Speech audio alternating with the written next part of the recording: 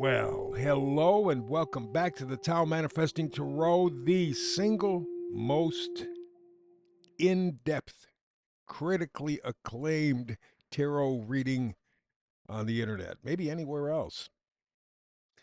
It is a tarot metaphysical effort, and I put those two terms together because tarot is our final destination.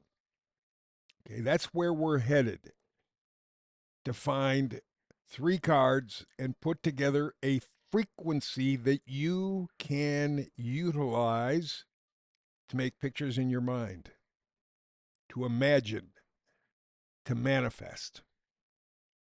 Now, truth be told, that most of us manifest all the time anyway, but it's negative. I can't do this. I can't have this. I can't. I can't. I can't. I can't. I can't. That's the way we've been programmed. Okay, John D. Rockefeller said when he designed our school system, and he is the man responsible for the way the schools work. Way back around 1900, he said, I want a nation of workers, not thinkers. See, thinkers, as George Carlin used to say, thinkers don't work well with the deep state because thinkers think and eventually act by themselves for themselves. It's not what the deep state wants. So the tarot reading, the three cards, and I use three because there's, for lack of a better word, there's kind of a magic to three. Tesla said if you understood the power of three, you'd understand the universe. There are all kinds of threes, examples like Christians have the Trinity. There are all kinds of examples of the power of three around us. So I use three cards. I know people who do tarot who do 10, 20, 30, 40, 50. I've seen 100. What the hell are you supposed to make out of that? Obviously, they are not interested in the person they're doing the reading for. Not really. What they want to do is say something that connects with the person they're reading for. They want that person to like them, not give them a good read. I am focused on your ability to manifest positively, to take these images, to use this kryptonite. That's what human imagination is. It's kryptonite. Use that kryptonite so that you have more control over your life. You're going to save the world? No, not likely. But you can begin to save the world by saving yourself. And you do that with the kryptonite known as manifesting. Today's Tao Manifesting Tarot message is cosmic messaging. Or to put it maybe another way, give it a different slant, message in a bottle. If you're familiar with the idea, centuries ago, people would write letters on paper, roll them up, put them in a bottle, cork the bottle, and throw it into the ocean. See where it goes. They likely never found out there was not a return because it was not that kind of message. It wasn't a directed message, it was a generalized message. But the people who picked up the bottle got kind of insight, inspiration. And that's what we're talking here about cosmic messaging. That's why it's so important for you to manifest. Use that kryptonite, develop that kryptonite. Don't use technology, don't use computers, don't use smartphones, don't use desktops, laptops, AI, none of that. Because that's energy coming from the outside into you. You want it the other way around. You want to create the pictures from within you and then put them out into the world. So that's part one. Part two, I go to numerology and astrology. I've done tarot for 20 years. Numerology and astrology, I've done amazingly. I amaze myself every time I say this. 50 years. I've been around that long? God, I'm an old fart. Nevertheless, it's a lot of experience. And in that 50 years, I have come to the conclusion numerology and astrology are the science of cycles within cycles within cycles within cycles. It's an amazing kind of situation. And if you can follow the astrology, you can follow the kind of the feeling, get a sense for where you are. For example, the planets Pluto and Neptune come together. They're exactly the same sign, same degree, about every 500 years. So in 1492, Pluto and Neptune had this union, had this meeting. So you go from 1492, 500 years, to 1992. What happened in 1992? Oh, yeah. President Bush warned us. Well, it wasn't a warning. He told us that there was the New World Order coming. 1492, we head out to find the so called New World. 1992, going to be a New World Order. Oh, by the way, you go from 1492 back to 992. That's when there was a power shift of major proportions in the world. The Byzantine Empire, the Holy Roman Empire, the Oriental people, Mongols, all kind of combined, kind of decided to work together. So that's 992, 1492, 1992. You see what we're doing here? And that's what we're living through right now. So that's why that's so important. And then, of course, tarot is the science of potential, your potential. You can say yes or no, pass on anything, which is still an answer. Tremendous amount of power in this reading when you combine the tarot, when you combine the astrology, when you combine the numerology. It's powerful juju, makes for a great reading, helps you to manifest. And as I said, today's Tao Manifesting Tarot reading is all about cosmic messaging. That message in a bottle, out of the universe, out of the blue. You don't expect it. You never would expect it, but you get insight. Could be having a conversation with somebody, could be listening to something, maybe just taking a walk and letting your imagination kind of flow. You're in a forest, you're in a park, you're by water, something connects. You've never had this thought before. You've never had this understanding before, wherever it comes from. That's the message in the bottle type thing, that cosmic messaging. And it's all grounded in making you better, stronger. No fantasy, no rainbows, no unicorns, none of that crap. Reality. We're in a matrix. Let's admit it. Let's deal with it. We begin to work from here. But before I take off on the astrological stuff, let's talk about the email address I have. I had whole bunches of them, and I got it down to one, tao-tarot@proton.me, tao-tarot@proton.me. Feel free to write anything. Thankfully, more and more people are doing it. The vast majority, very, very positive, very much appreciative, if you will, of the amount of intense work and research I take to put these things together to help you understand more than simply sort of a fishing expedition. I want you to understand it, to feel it, to have it be a part of your persona by the time we're done with the reading. So if you have any comments at all, tao-tarot@proton.me. Already, as I promised I would, let's take a look and take a look and see what's going on with astrologic. Karmic deja vu, huh? Yeah, it is.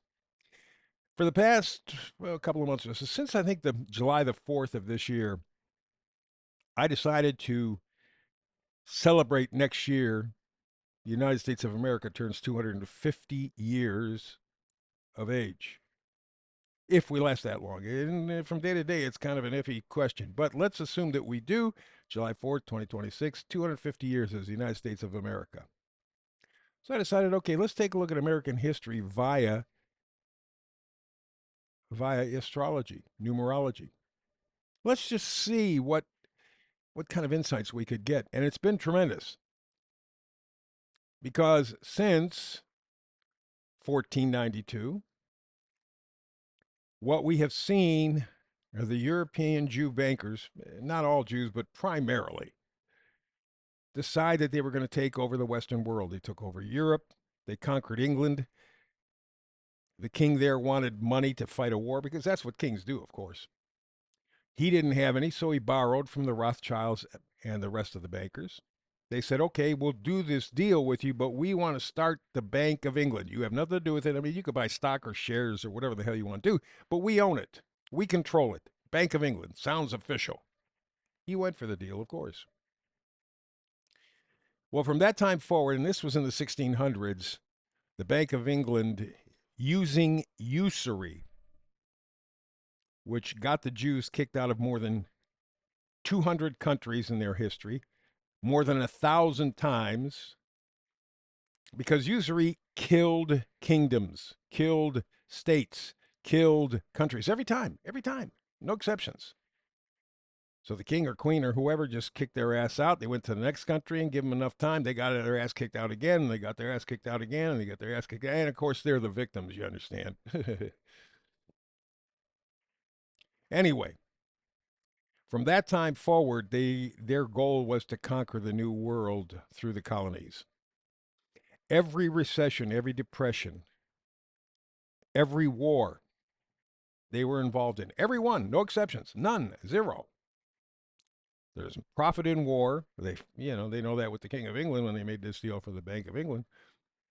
And they control the economy. In fact, the man who was the head of the Rothschild cartel back in 1803, I don't even call them a banking group, they're a cartel.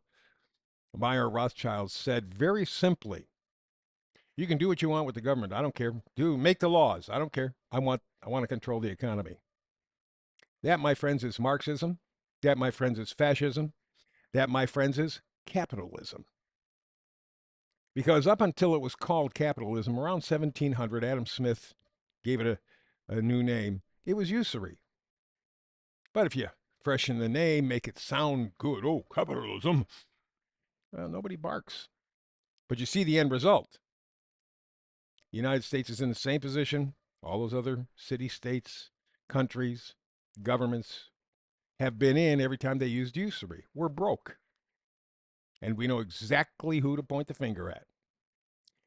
So I've been working my way up through American history. We're now between the time period of 1995 to 2000. This is when history literally explodes, physically, but spiritually as well.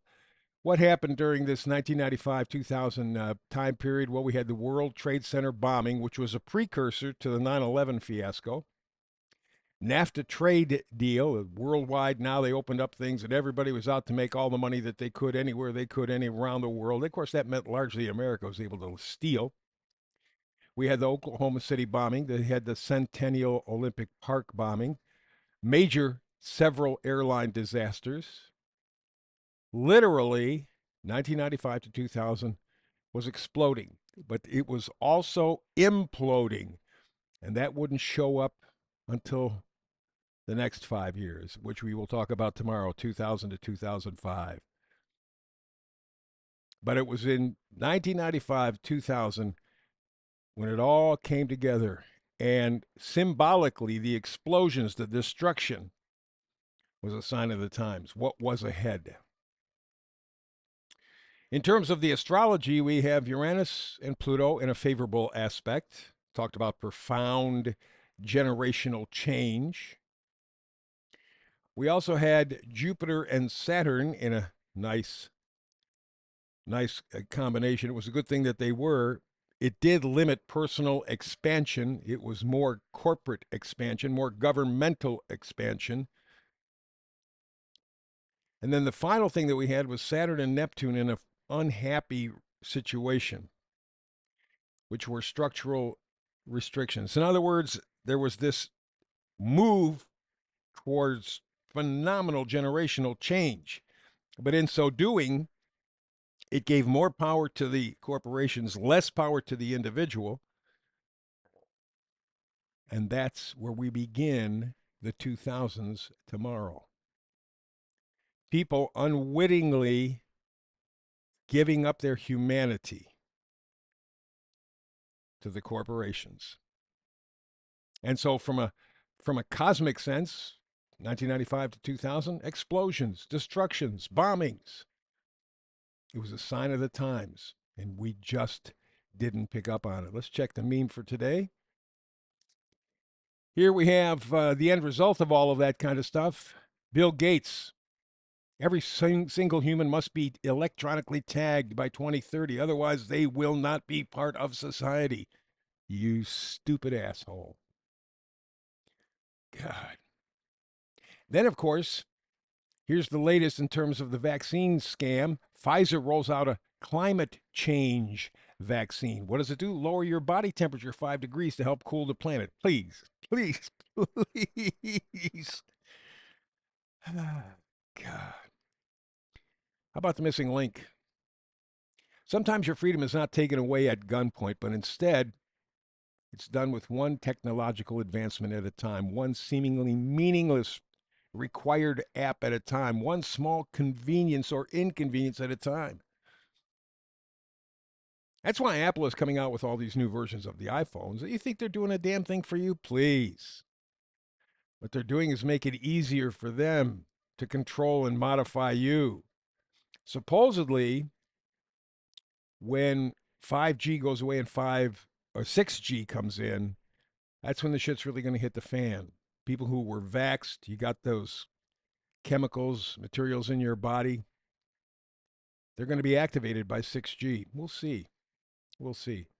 I have been through too much already just to forget the idea and go, well, that's conspiracy. Yeah, it may be true because the conspiracies up to this point have been right on the money. They don't need guns.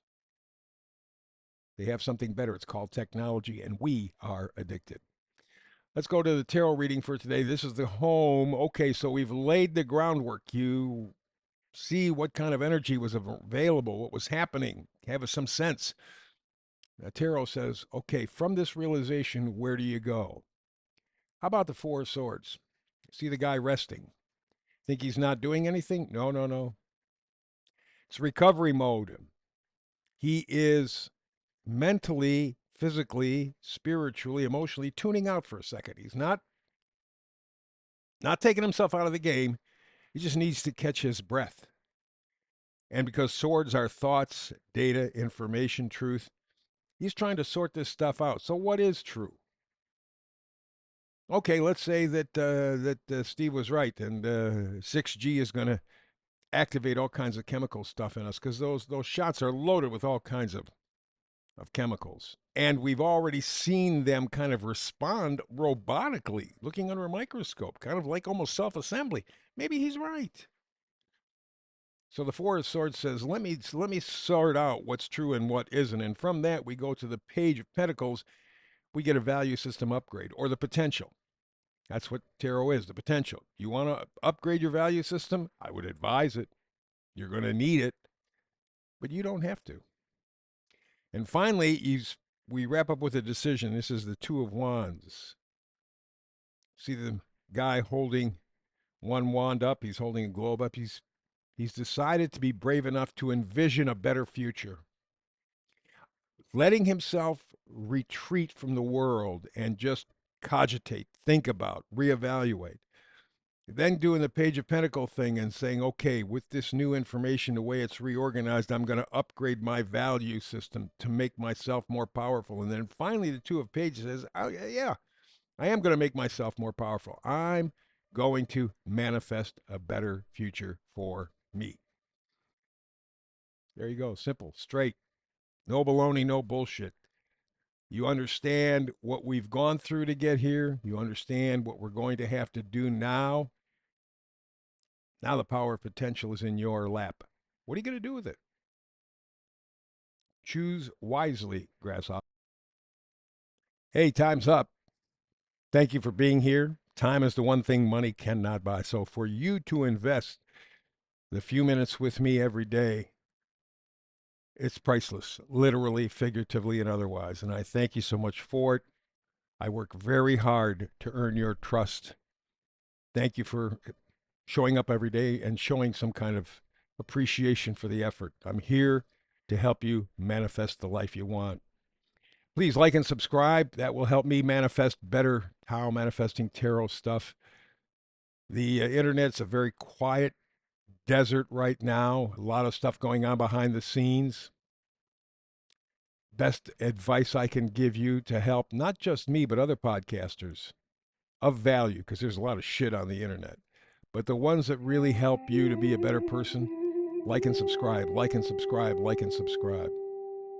So between now and the next time you and I get together to manifest, peace and blessings.